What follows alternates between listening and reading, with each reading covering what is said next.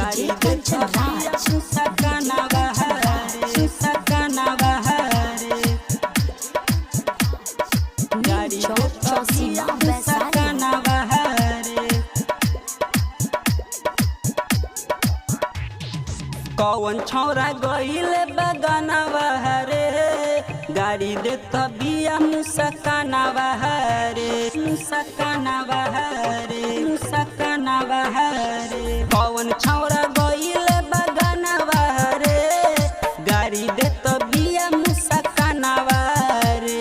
छोड़ दे पढ़ाई कहतिया माई कइले बदनाम बाटे नामावारे कौन छौरा गइले बगाना बहारे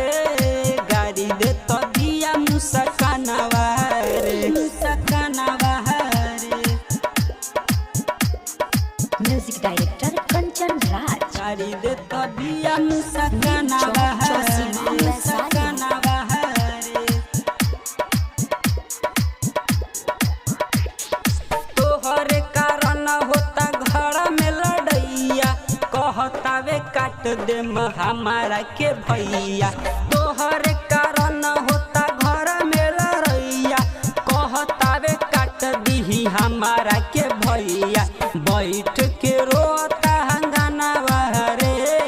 बैठ के रोता हंगाना बहारे गाड़ी दे तबिया मुसकाना बहारे कौन छौरा गइल बगाना बहारे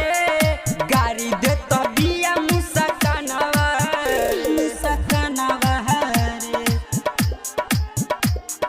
डीजे कंचन राज गाड़ी दे तबिया मुसकाना बहारे मुसकाना बहारे न्यू चौक चौसीमा वैशाली न चले हम मुँह साला जहिया भेटाई ओकर कारण हम टूटल बा सगाई न चले हम मुँह साला जहिया भेटाई ओकर कारण हम टूटल बा सगाई बोली बेदर्दी लिखे गाना बहारे राज आया गावे गाना बहारे गाड़ी दे तबिया मुसकाना बहारे कौन छौरा गइले बगाना बहारे गाड़ी दे तबिया मुसकाना बहारे छोड़ दे पढ़ाई कहतिया माई कइले बदनाम बाटे नामावारे कौन छौरा गइले बगाना बहारे गाड़ी दे तबिया मुसकाना बहारे